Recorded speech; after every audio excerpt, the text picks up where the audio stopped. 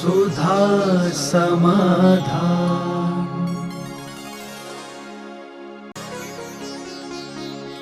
नमोस्तु गुरुदेव। तीर्थंकर प्रभु केवल ज्ञान के बाद तीनों योगों की प्रवृत्ति को छोड़ देते हैं, तो फिर उनका विहार बिना प्रवृत्ति के मन के कैसे संभव होता है? जब एक आपका अंतरिक्ष विमान बिना पायलट के, बिना उसके कई महीनों तक आकाश में घूमता रहता है, उसमें कोई मनुष्य नहीं बैठा है, बस यहाँ से कैमरे फिट कर दिए गए और वो चलता रहता है, तो हमारे भगवान तो और महातिशयकारी हैं। वो बिना इच्छा के भी उनके केवल ज्ञान के साथ ऐसी शक्ति प्रकट हो जाती है कि बिना इच्छा के वो उसी दिशा में विहार करते हैं जहाँ उनके करने की स्थिति होती है। जैसे आपका अंतरिक्ष विमान जिस तरफ छोड़ा जाता है वो वहीं जाता है, कोई मानव उसमें नहीं बैठा, फिर भी वो घूम रहा है। तो ऐसी प्रकार से एक शक्ति है उनकी कि बिना विचार किए, बिना कुछ सोचे समझे उनकी प्रवृत्ति सही ढंग से होती है। दूसरी बात, मन वचन काया का योग का अभी उनका त्याग नहीं हुआ। योग तो है 13वें गुणस्थान में, मन वचन काया तीनों योग हैं वहाँ पर, और योग के द्वारा कर्म हो रहा है, इरियापथ आश्रय हो रहा है। तो योग तो निरोध करना पड़ेगा। बस मति ज्ञान, शुद्ध ज्ञान, जो इंद्रियां और मन से जो विचार उत्पन्न होते थे वो विचार रुक गए। अब वो विचार नहीं करते हैं, उनकी सब क्रिया सहज होती है। नमोस्तु गुरुदेव। रास्ते में खाने पीने का कचरा फेंकने वाले व्यक्तियों को कैसे रोकें जिससे कि गाय तथा अन्य जानवरों को मरने से हम बचा सकें? जो थैली में रख कर के सड़क पे सामान फेंक रहे हैं वो एक गाय की हत्या का पाप भोग रहे हैं। मारना ही पाप नहीं है, मारने के उपाय जुटाना भी हिंसा है। मार नहीं रहे आप, लेकिन मारने के उपाय आप सड़कों पर छोड़ रहे हो, विचार कर रहे हैं। प्लास्टिक की थैली में रखा हुआ कोई भी सामान आप सड़क पर फेंक रहे हैं तो आप अहिंसक नहीं हैं। आप एक गाय पशु की हत्या का सामान फेंक रहे हैं, क्योंकि वो प्लास्टिक वो खा लेगा, वो अज्ञानी है और उससे उसके पेट में तकलीफ होगी। तो ये बहुत बड़ी हिंसा, यही तो सबसे बड़ी चीज़ गड़बड़ी हो रही है। आप कहोगे मैंने तो कभी गाय की हत्या की ही नहीं, मैंने कभी गाय को मारा नहीं है। वहाँ लिखा मिलेगा कि आपने प्लास्टिक की थैली में रख कर के कचरा सड़क पर फेंका था, वो गाय ने खाया तो गाय उससे मर गई, ये हत्या आपने की थी। इसलिए आपका कर्तव्य है कि आप ऐसा सामान न फेंकें जिससे गाय खावे। यदि करनी है तो कागज में फेंको या को कचड़ेदानी में रखो। प्लास्टिक जो पशु को नुकसानदायक है, ऐसी थैली में रखकर कहीं भी तुम कोई भी सामान फेंक रहे हो, बराबर आप एक पशु के हत्या के भागीदार हैं। आपको एक पशु के मारने का पाप आपके खाते जाएगा ही जाएगा, क्योंकि आपको मालूम है कि खाने का सामान जो थैली में फेंका है इसे गाय, भैंस, बकरी खा लेगी। आज ही सुबह में विहार कर रहा था, शौच के लिए गया था, रास्ते में एक गाय ने प्लास्टिक की थैली दे दी खाली मुंह में। अब एक व्यक्ति मन चला उस गाय के मुंह से छीन रहा है और गाय छोड़ने को तैयार नहीं है। जैसे तैसे करके उस गाय के मुंह से निकाली। अब देखो, जिसने वो थैली फेंकी होगी उसने गाय की हत्या का पाप अपने खाते डाल लिया, और जिसने मुंह में से निकाल दी है उसने एक को, गाय को बचाने का पुण्य ले लिया। तो ऐसी गलतियां आप लोग ना करें। प्लास्टिक में कोई भी सामान सड़क पर नहीं फेंकें। प्लास्टिकों को इकट्ठा करके आपके बाद यूजलेज हो जाएं। तो सबसे बड़ा तो आज सरकार तुम्हें कितनी सुविधाएं दे रही हैं, कचरा घर बना रहे, आपके दरवाजे घर घर गाड़ी भेज रही। देखो तो सही सरकार कितनी व्यवस्था कर रही है, जगह जगह उन्होंने डिब्बे रख रखे हैं और सबसे आपके दरवाजे तक गाड़ी तक भेज रहे हैं। भाई साहब अपना कचरा इस गाड़ी में तो आप घर में एक साथ इकट्ठा कीजिए और उसको एक साथ ही व्यवस्थित कीजिए, फेंकिए नहीं। नमोस्तु गुरुदेव।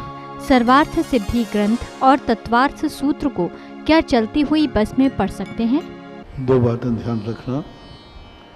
पहली बात तो है कि देखो ये 12 वर्षीय कोर्स है, आप लोग परिवार में बैठते थे, यहाँ वहाँ की गप्पें करते थे और गप्पें करते करते यहाँ वहाँ की बहस चढ़ जाती थी। अब घर में संयुक्त रूप से बैठो और जब एक साथ बैठो तो एक दूसरे से प्रश्न करो, एक दूसरे से संवाद करो और जब एक दूसरे को बताएंगे तो वो चीज़ अपने आप याद हो जाएगी। जैसे तुम तत्वार्थ सूत्र पढ़ रहे हो तो बोलो तत्वार्थ सूत्र के पहले अध्याय का 5वां सूत्र कौन सा है। आपसी में एक दूसरे से पूछो, खाली बैठे हो तो भी बहुत बड़ा काम हो जाएगा। व्यर्थ की बातों की अपेक्षा स्वाध्याय करो। दूसरी बात, शास्त्र सर्वार्थ सिद्धि ग्रंथ लेकर के आप जहाँ तहाँ न पढ़ें, लेकिन उसकी फोटो कॉपी कराकर मोबाइल में लेकर के आप पढ़ते हैं तो कहीं भी पढ़ें, उसमें कोई दोष नहीं। एक तो ग्रंथ होता है साक्षात।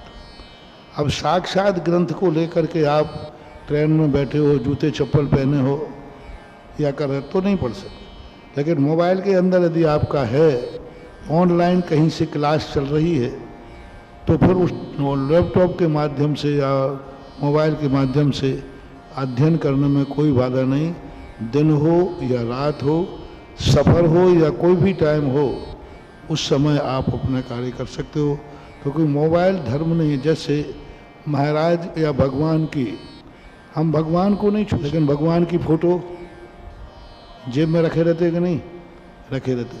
भगवान के मंदिर में आप जाकर जूठे मुंह नहीं जा सकते, लेकिन भगवान का फ़ोटो आपके कमरे में टंगा है, उन्हीं के सामने बैठकर आप नाश्ता करते हैं कि नहीं, फ़ोटो टंगा हुआ है, लेकिन मंदिर में नहीं करें। तो मोबाइल का जो किया हुआ वो छाया प्रतिलिपि है, तो मोबाइल जिनवाणी नहीं हो सकती। इसलिए मोबाइल के अंदर का जो विषय हैं उनको आप कहीं भी जिस रूप में चाहें आप अध्ययन करें, कोई बाधा नहीं। शास्त्र जो सिद्धांत ग्रंथ हैं, जैसे आपने कहा सर्वार्थ सिद्धि बराबर ग्रंथ है, इस ग्रंथ को लेकर के आप जहाँ कहीं न ले जाएं, उसको तो बैठ के ही पढ़ना चाहिए। नमोस्तु गुरुदेव। अनियत दान और नियत दान कौन देता है? अनियत दान और नियत दान सभी लोग दे सकते हैं। दोनों प्रकार के दान का पुण्य अलग अलग है। जैसे आपके जीवन में नियत खर्च होता है, इतना खर्च तो पक्का होगा ही होगा। नियत आय होती है, इतनी आय तो होगी ही होगी। इसी प्रकार अनियत खर्च भी होता है, जो तुम्हें मालूम नहीं था कि ये खर्च होगा, लेकिन एकाएक कोई ऐसा खर्च आ गया, बीमारी आ गई, एकाएक कोई ऐसा खर्च आ गया कि कहीं पैसा लगाना पड़ा, एकाएक अनायास ऐसा कोई वस्तु मिल रही थी जिसको लेने के लिए तुम्हें लोन लेना पड़ा, तो उसका पुण्य कहाँ से आया? जो नियत खर्च हैं, इसलिए हमने सब जगह व्यवस्था बनाई है कि हर व्यक्ति को सबसे पहले अपनी जिंदगी में नियत दान देना चाहिए। नियत दान का अर्थ है कि हर व्यक्ति को संकल्प हो, इतना तो मैं दान दूंगा ही दूंगा। नियत वो संकल्प होना चाहिए, महीने का हो, दिन का हो, साल का हो। साल भर का नियम रख लो कि साल भर में मैं इतना दान दूंगा ही, किसी भी परिस्थिति में, चाहे भली वो छोटा सा दान। महीने भर का नियम ले लो, एक महीने में इतना दान तो दूंगा ही दूंगा। दिन का ले लो कि मैं प्रतिदिन इतना दान तो दूंगा ही दूंगा। इससे वो पुण्यबंध होगा कि आपकी जिंदगी में जो दैनिक खर्चे हैं उन खर्चों की कभी कमी नहीं आएगी, यानी जो खर्च होते हैं वो आएंगे। सब्जी है, दूध है, पानी है, जो भी दैनिक खर्चे, उतनी इनकम तो आपकी सदा बनी रहेगी, क्योंकि आपने नियत दान दिया था। हर व्यक्ति को सच नियम से संकल्प करना चाहिए कि साल भर में हमें नियत दान देना ही है। हर व्यक्ति को नियत होना चाहिए, मैं इतनी माला फेरूंगा ही फेरूंगा। नियत माला फेरूंगा, एक माला प्रतिदिन फेरूंगा, महीने की 25 फेरूंगा, साल भर का 1 लाख जाप दूंगा, 1000 मन। नियत जाप का हर व्यक्ति के पास नियम होना चाहिए। नियत पूजा, इतनी पूजा तो मैं करूंगा ही करूंगा, इतना तो मैं मंदिर, नियत समय, इतना समय तो मैं प्रतिदिन मंदिर में दूंगा ही दूंगा। नियत समय। स्वाध्याय, इतना स्वाध्याय तो मैं नियम से करूंगा ही करूंगा। आधे पन्ने का ले लो, 1 पन्ने का ले लो, इतना तो करूंगा ही करूंगा। यदि ये नियम तुम्हें ले लिया तो तुम जो परीक्षा कहीं की दोगे तो जितने नंबर पास होने के लिए चाहिए उतने नंबर तो तुम्हें मिलेंगे ही मिलेंगे, क्योंकि तुमने कहा इतना तो मैं पढ़ूंगा ही पढ़ूंगा। इसी प्रकार तुमने जाप देने का ले लिया, इतनी माला तो फेरूंगा ही फेरूंगा, उसके बाद इच्छा है। तो ये नियत धर्म होना चाहिए। काल की अपेक्षा, द्रव्य की अपेक्षा, जाप आदि सब की अपेक्षा। अब कितने प्रकार के धर्म हैं, उन सबको आप नियत कर दो। प्रश्न बहुत अच्छा है। सारे भारत के लिए मेरा कहना है, जितने धर्म आप करते हैं कुछ धर्मों को नियत करो। इसलिए आचार्यों ने षड आवश्यक कहे, 6 आवश्यक आप नियत करो। षट कर्माणि दिने दिने, ये हम प्रतिदिन करेंगे ही, इतना तो हमें करना ही है। तो और अनियत दान, अनियत क्रिया, मौका पड़ने पर। जैसे अभी दान देने का कोई भाव नहीं था, कोई विचार नहीं था, एकाएक महाराज आए और विधान की घोषणा हो गई। एकाएक महाराज आए, चतुर्मास की घोषणा हो गई। अब पहले कोई भाव नहीं था, प्लानिंग नहीं थी, एकाएक पता चला कि महाराज का चतुर्मास हो रहा है। तुरंत तुमने कहा मैं कलश तो लूंगा ही लूंगा, ये अनियत दान है।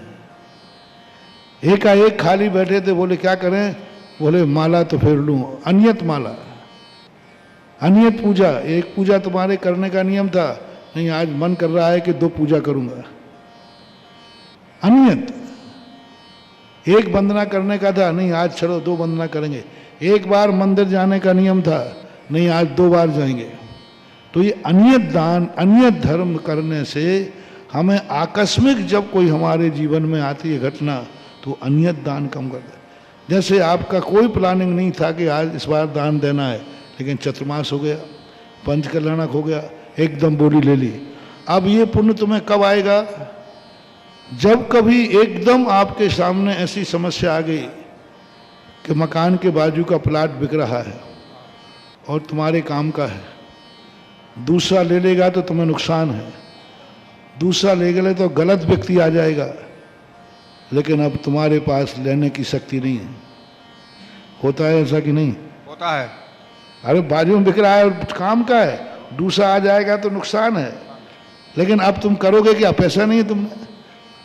अब तुमने कभी अनियत दान दिया होगा तो पुण्य उस समय काम आएगा, और वो पुण्य कहीं ना कहीं से मिलेगा और प्लाट तुम ले लोगे। जय हो जय हो जय। ऐसे जीवन में कितने बार ऐसे मौके आते जो प्लानिंग में नहीं थे लेकिन आ गए।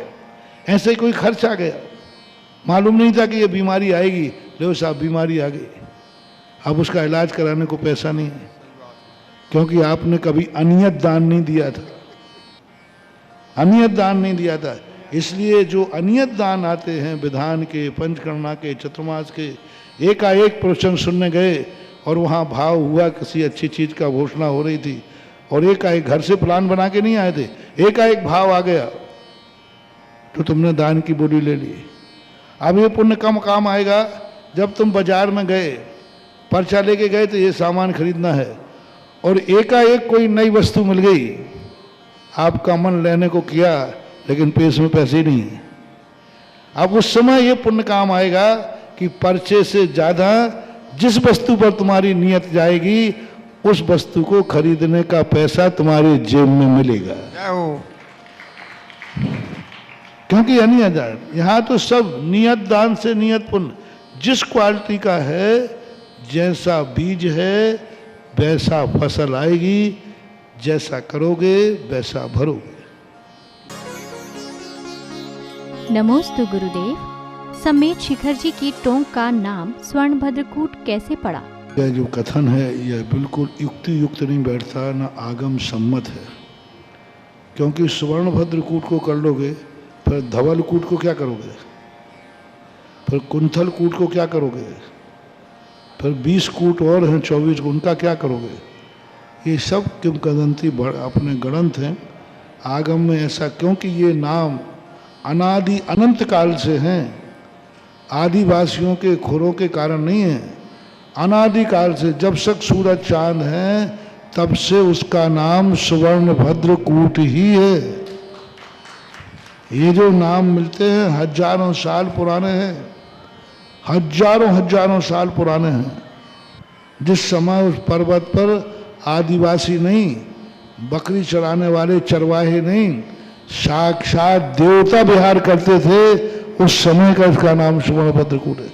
जब साक्षात देवता मोक्ष कल्याणक मनाने वहाँ आते थे, साक्षात देवता, हजारों देवता वहाँ पर मोक्ष कल्याणक मना, तब भी उसका नाम स्वर्णभद्रकूट था। पारसनाथ भगवान ने मोक्ष प्राप्त किया, उसके पहले से उसका नाम स्वर्णभद्रकूट था। पारसनाथ के कारण से स्वर्णभद्रकूट नहीं था, स्वर्णभद्रकूट से पारसनाथ को मोक्ष हुआ। तो पहले कौन हुआ? स्वर्णभद्रकूट से मोक्ष पधारे भगवान। ये हजारों साल पहले अपने त्रिलोक परिणति आदि ग्रंथों में ये सब लिखा है। तो ऐसा अर्थ निकालना एक किंवदंतियां हैं, लोकोक्तियां हैं, आगम सम्मत नहीं है। और न ऐसा मानने से हमारा इतिहास बहुत छोटा हो जाता है, हमारा सम्मेद शिखर का बहुत बड़ा इतिहास खत्म हो जाएगा कि ये तो चरवाहों ने नाम रखे हैं। फिर कोई सम्मेद शिखर भी ऐसे ही कह देगा कोई, ये सम्मेद शिखर है? नहीं, स्वर्णभद्रकूट अनादिकालीन नाम है, किसी ने नहीं रखा था, अनंत काल से चला आ रहा है वो नाम है। सुधा समाधान।